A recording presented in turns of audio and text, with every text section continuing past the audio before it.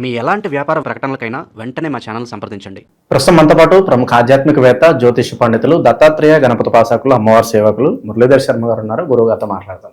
మహాదేవ శ్రీమాత్రే నమః. గురుగారు, సింహరాశి వాళ్ళకి విశేషంగా సెప్టెంబర్ నెల ఏ విధంగా కలిసి రాబోతుంది? ఏ విషయాల్లో వీళ్ళు ఎక్కువగా జాగ్రత్తగా ఉండాలంటారు?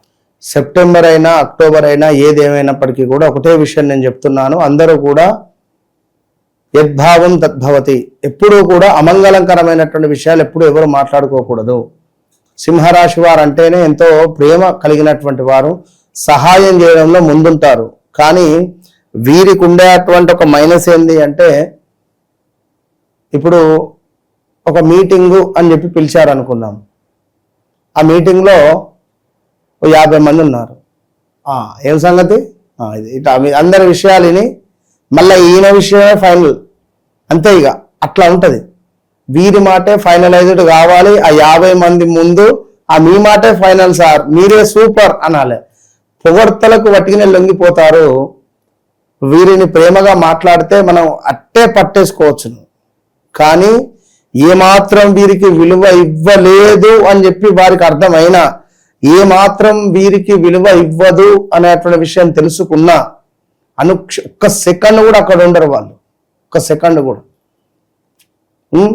సో చాలా అద్భుతం. ఈ సింహరాశి వారు ఒకవేళ ఎవరైనా నెంబర్ 6th డేట్లో పుట్టినట్టయితే 6, 15, 24లో నోట్లో మాట ఆగదు. ఈ నోట్లో మాట ఆగకపోవడం వల్ల కూడా ఇబ్బందులు ఎదురవుతాయి. అబ్బా ఫలానా కోడలు ఎంత మంచిది అనేటువంటి పేరు ఉన్నప్పటికీ కొన్నిసార్లు ఒక చిన్న మెసేజ్ రూపకంగా పోగొట్టేసుకుంటుంది. సింహరాశి వారు ఎవరైనా కూడా చాట్ చేయొద్దు. చాట్ అనేటువంటిది ఎట్టి కోశాన కూడా చేయకూడదు. సింహరాశి వారు ఏదున్నా మాట్లాడాలి. ఈ చాట్ రూపకంగా కోపంగా చాట్ చేస్తే ఆ కోపం దూరం ఎక్కువగా పెరిగేటువంటి పరిస్థితి ఉంటుంది. కనుక అదొకటి అర్థం చేసుకోండి. రెండవది, మసాలా ఫుడ్స్ కొంచెం తక్కువ చేసుకోండి. ఇక సింహరాశి ఖచ్చితంగా ఉద్యోగంలో మార్పులు చేర్పులు 2025 జనవరి ఫిబ్రవరి నుంచి అధికంగా ఉన్నవి. అదేవిధంగా వీరి కింద పనిచేసేటువంటి వారి వల్ల కూడా కొన్ని సమస్యలు వచ్చేటువంటి పరిస్థితులు ఉన్నాయి. వీరికి సింహరాశి వారికి సంబంధించినటువంటి వారు ఎవరైతే ఉన్నారో బిజినెస్ లో ఉండేటువంటి వారికి నమ్మక ద్రోహం వాటిల్లే పరిస్థితి ఉంది. ఆల్రెడీ నమ్మక ద్రోహం వాటిల్లింది. అదేవిధంగా ఒక సూసైడ్ అటెంప్ట్ చేసుకునేటువంటి థాట్స్ కూడా సింహరాశి వారికి ఉన్నవి. చాలా మూర్ఖంగా కొన్ని విషయాలలో ప్రవర్తిస్తున్నారు. మీ ఇంట్లో ఉన్నటువంటి గొడవలను మీ పక్కింటోళ్ళపై రుద్దడం కానీ, ఎవరో ఫోన్ చేస్తే మాట్లాడడం లేదు అని చెప్పి మీ ఇంట్లో ఉన్న సమస్యలను తలుచుకొని వారి మీద వేస్తే ఎవరేం చేస్తారు? ఎవరి కర్మ వారిది. అరే నా కొడుకు కర్మ ఇది, నా కూతురు కర్మ ఇది. దీనికి మీ అన్న కొడుకో, తమ్ముని కొడుకో, లేదా మీ అల్లుడో, లేదా మీ మామనో, మీ ఫ్రెండో ఎవడో అయితే ఏం చేయలేడు కదా. వాని మీద అరిచేస్తే మీకేం ప్రాబ్లం? మీకే కదా నష్టం. ఫ్రస్ట్రేషన్ ఎక్కడనో తీసేది ఎక్కడనో తీసుకుంటే ఏం జరుగుతుంది?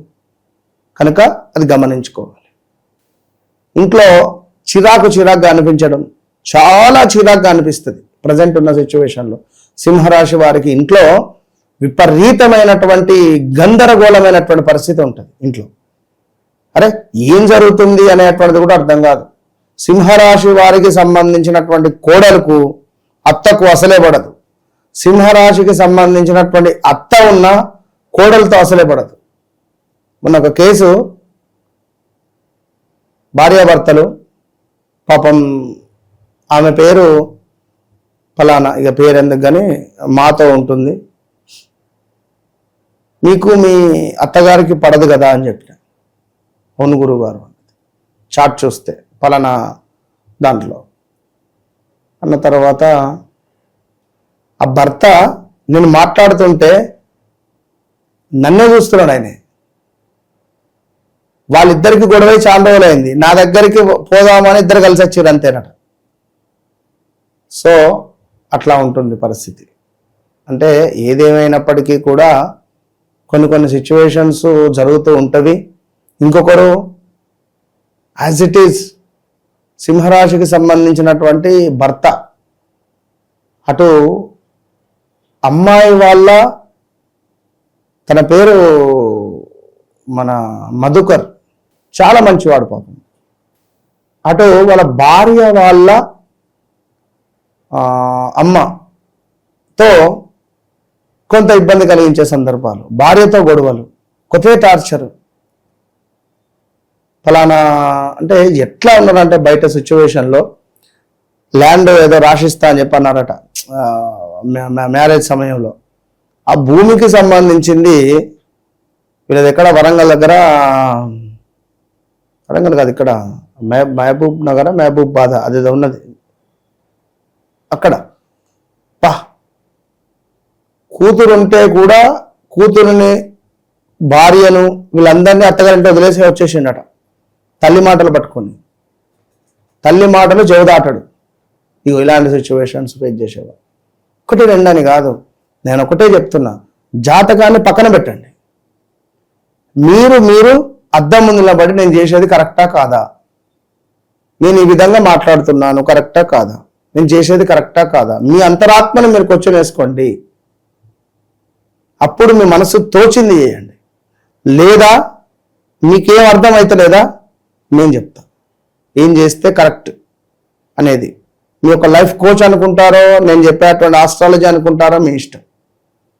వన్స్ నాతో మాట్లాడిన తర్వాత, ఇలా ఉన్నటువంటి మీరు ఎవరైనా కానీ నాతో మాట్లాడిన తర్వాత ఈ విధంగా మీ జీవితము ఉంటుంది, ఈ విధంగా మీ భవిష్యత్తు ఉంటుంది, కలిసిమెలిసి మీరుంటారు, మీ కుటుంబం ఉంటుంది.